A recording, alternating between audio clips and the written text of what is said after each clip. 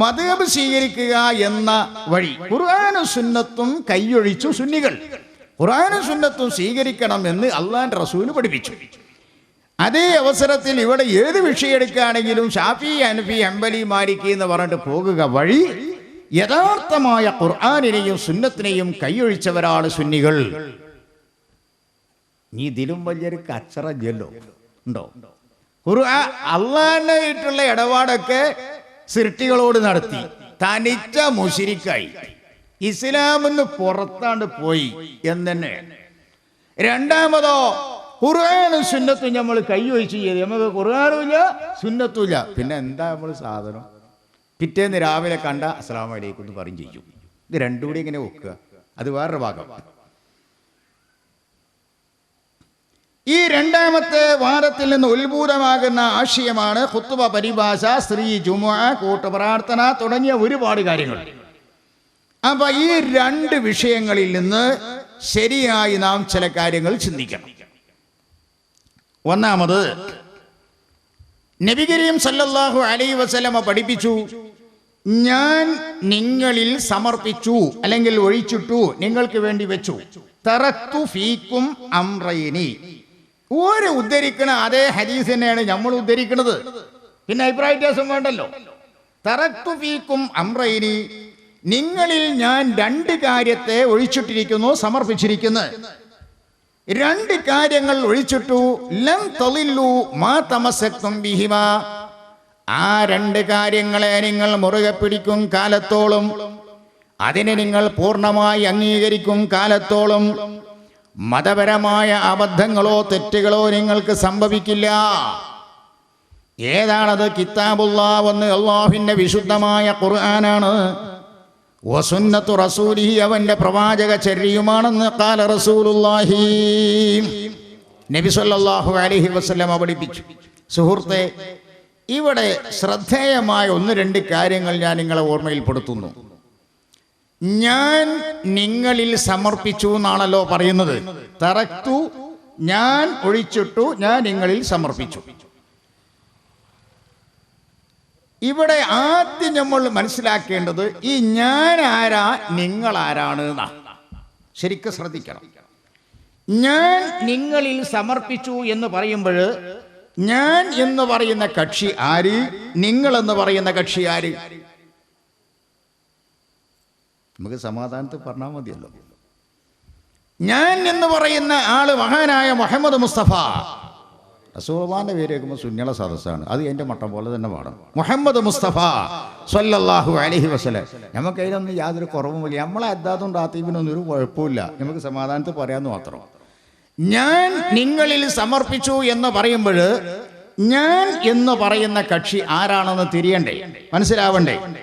നിങ്ങൾ എന്ന് പറയുന്ന കക്ഷിയും ആരാണെന്ന് മനസ്സിലാവണല്ലോ. ഞാൻ എന്ന് പറയുന്ന ആള് നബിയാണെങ്കിൽ ഫീക്കും എന്ന് പറയുന്ന കക്ഷികള് ഞാനും നിങ്ങളും ആണ് എന്ന് സങ്കല്പിച്ചാൽ എവിടെ വെച്ചുകൊണ്ടാണ് നബി സല്ലല്ലാഹു അലൈഹി വസല്ലം നമ്മുടെ മുമ്പിൽ ഖുർആൻ സമർപ്പിച്ചത്? ഈ ഇരിക്കുന്ന നിങ്ങൾ ആരെങ്കിലും അള്ളാഹുവിന്റെ റസൂലിൽ നിന്ന് നേരെ ഖുർആൻ കേട്ടവരാണോ? ഇത് ശരിക്കും ബുദ്ധിപരമായി നിങ്ങൾ ചിന്തിക്കണം. ഞാനോ നിങ്ങളോ അള്ളാഹുവിന്റെ റസൂലിന്റെ അരികിൽ നിന്ന് നേരെ ഖുർആനിനെ കേട്ട് പഠിച്ചവരാണോ? ഇല്ല. ആ അല്ല എന്ന് വരികിൽ ഞാൻ നിങ്ങളിൽ എന്ന് പറയുന്ന നിങ്ങൾ എന്ന് പറയുന്ന കക്ഷി ഞാനും നിങ്ങളും ആവാൻ സാധ്യതയുണ്ടോ? ശരിക്കും ചിന്തിക്കണം. ഞാൻ നിങ്ങളിൽ സമർപ്പിച്ചു എന്ന് പറയുന്ന ആള്, ഞാൻ എന്ന് പറയുന്ന ആള് നബിയാണെങ്കിൽ ഫീക്കും നിങ്ങളിൽ എന്ന് പറയുന്ന നിങ്ങൾ എന്ന് പറയുന്ന കക്ഷി ഞാനും നിങ്ങളും ആവാൻ സാധ്യത എവിടെ? നിങ്ങൾ എന്ന് പറയുന്ന കക്ഷി ഞാനും നിങ്ങളും അല്ല ആണ് എന്ന് സങ്കല്പിച്ചാൽ തറക്തു എന്ന് പറയുന്ന ആള് നബിയാവാൻ സാധ്യതയുണ്ടോ? നല്ല ചിന്തിക്കണേ. ഇത് പൊട്ടീസാക്കും കിണന പ്രസംഗക്കാര് എന്താണെന്നറിയോ? കണ്ടോ, ഖുർആനും സുന്നത്തും നിങ്ങൾക്കല്ല എന്ന് വളരെ വ്യക്തമായി പറഞ്ഞില്ലേ, നിങ്ങൾ ശ്രദ്ധിച്ചില്ലേ? അതിനാണ് ഞാൻ ആവർത്തിച്ച് പറയുന്നത്, ശ്രദ്ധിക്കണം എന്നുള്ളത്. നിങ്ങൾ എന്ന് പറയുന്ന കക്ഷി ഞാനും നിങ്ങളും ആണെങ്കിൽ ഞാൻ എന്ന് പറയുന്ന കക്ഷി നബിയാവാൻ സാധ്യതയുണ്ടോ? ചിന്തിച്ചു നോക്ക്. കാരണം ഞാനോ നിങ്ങളോ നബിയിൽ നിന്ന് നേരെ കേട്ടവരോ നബിയെ കണ്ടവരോ ഒന്നുമല്ല. എന്നിരിക്കെ നിങ്ങൾ എന്ന് പറയുന്ന കക്ഷി ഞാനും നിങ്ങളും ആവുന്നത് എങ്ങനാ? ആവാൻ തരമുണ്ടോ? ഞാനും നിങ്ങളും ആണ് എങ്കിൽ തറക്തു എന്ന് പറയുന്ന ആള് നബിയാവാൻ സാധ്യതയുണ്ടോ? ഇല്ല. എന്ന് വരികിൽ ഞാൻ നിങ്ങളിൽ എന്ന് പറയുന്ന ഞാൻ ആര് നിങ്ങൾ ആര് എന്ന് ആദ്യം പഠിക്കണം. അതാദ്യം നമ്മൾ മനസ്സിലാക്കണം. നബി സല്ലല്ലാഹു അലൈഹി വസല്ലം തങ്ങൾ പറഞ്ഞു, ഞാൻ നിങ്ങളിൽ രണ്ട് കാര്യം സമർപ്പിച്ചു. ഒന്ന് വിശുദ്ധ കിതാബ്, അള്ളാഹുവിന്റെ കിതാബാകുന്നു എന്ന്. അത് ആരുടെ മേലാണ് സമർപ്പിച്ചത്? ആർക്കാണ് നബി സല്ലല്ലാഹു അലൈഹി വസല്ലം ഖുർആൻ ആരുടെ മുമ്പിലാണ് സമർപ്പിച്ചത്? ഹുവല്ലദീ ബഅസ ഫിൽ ഉമ്മീന റസൂലൻ മിൻഹും യത്ലൂ അലൈഹിം ആയാതിഹി വയുസക്കീഹിം വയുഅല്ലിമുഹുമുൽ കിതാബ വൽ ഹിക്മ വഇൻ കാനൂ മിൻ ഖബ്ലു ലഫീ ളലാലിൻ മുബീൻ. അല്ലാഹു സുബ്ഹാനഹു വ തആല പരിശുദ്ധ ഖുർആൻ ലോകത്ത് സമർപ്പിച്ച രീതികൾ പറയുന്നു. നബി സല്ലല്ലാഹു അലൈഹി വസല്ലം തങ്ങൾ ഈ ലോകത്തിന്റെ മുമ്പിൽ എങ്ങനെ സമർപ്പിച്ചു? യത്ലു അലൈഹിം ആയാതിഹി, അള്ളാഹുവിന്റെ ഖുർആൻ ആയത്തുകളെ ആ നബി സല്ലല്ലാഹു അലൈഹി വസല്ലം അവരുടെ മേൽ ഓതിക്കൊടുത്തുകൊണ്ട് സമർപ്പിച്ചു. നബി സല്ലല്ലാഹു അലൈഹി വസല്ലം തങ്ങൾ ഖുർആനിനെ ഇവിടെ സമർപ്പിച്ചത് എങ്ങനെയാ? യത്ലു അലൈഹിം ആയാതിഹി, അള്ളാഹുവിന്റെ ഖുർആൻ ആയത്തുകളെ ഓതിക്കൊടുത്തുകൊണ്ട് സമർപ്പിച്ചു. ഞാൻ നിങ്ങളുടെ മേൽ കിതാബിനെ സമർപ്പിച്ചു എന്ന് പറഞ്ഞല്ലോ. ആ സമർപ്പണ ശൈലി ഖുർആൻ പറയുന്ന യത്ലു അലൈഹിം, അള്ളാഹുവിന്റെ റസൂൽ അവരെ മേൽ ഓതിക്കൊടുത്തുകൊണ്ട് സമർപ്പിച്ചു. നബിയുടെ അടുക്കൽ നിന്ന് ഓത്ത് കേട്ട ആളുകൾ ആരാ? അവിടെ വയസ്സായ ആൾക്കാരുണ്ടോ? ഞാൻ ഒരിക്കൽ നബിന്റെ അടുക്കത്ത് കേട്ട് പഠിച്ചു വന്നാണ്.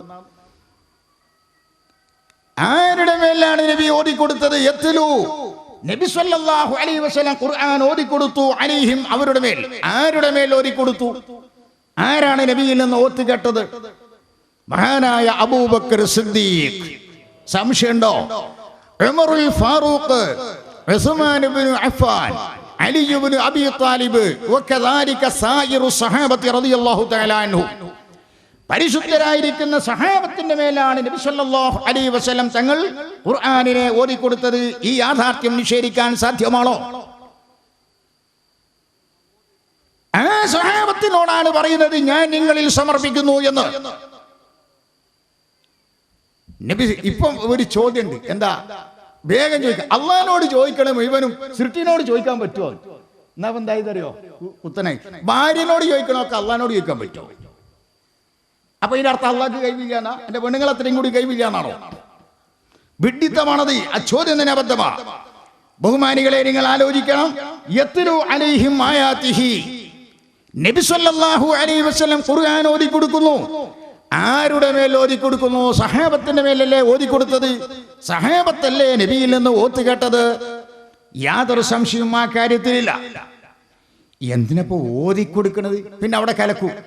എന്തിനാ ഓതിക്കൊടുക്കുന്നത്? അവർ അറബികളല്ലേ, അവർക്ക് അറബി ഭാഷ പണ്ഡിറ്റുമാരല്ലേ.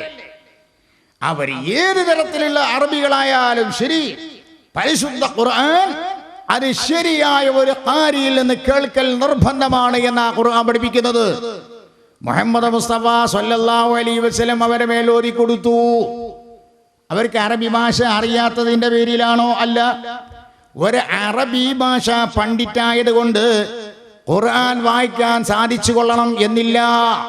അറബി ഭാഷ ഒരാൾക്ക് അറിഞ്ഞു, അറബിയിലുള്ള വേർഡുകൾ വായിക്കാൻ അവനക്കറിയാം, അതിന്റെ ഭാഷാശാസ്ത്രം മുഴുവനും അവൻ പഠിച്ചു എങ്കിൽ തന്നെ പരിശുദ്ധ ഖുർആനിന്റെ പാരായണ ശാസ്ത്രം മറ്റൊന്നാണ്. നോക്കൂ നിങ്ങൾ, നമ്മൾ സൂറത്ത് പരിശുദ്ധ ഖുർആൻ മറിച്ചു. ആദ്യമായി നാം ഫാത്തിഹ സൂറത്ത് കാണുന്നത് തൊട്ടടുത്ത് സൂറത്തുൽ ബഖറ. ആ അൽ ബഖറന്റെ ഹെഡിങ് എന്താ? ബിസ്മില്ലാഹിർ റഹ്മാനിർ റഹീം കഴിഞ്ഞിട്ട് ആ വാചകം എങ്ങനെ വായിക്കാം? ഭാഷ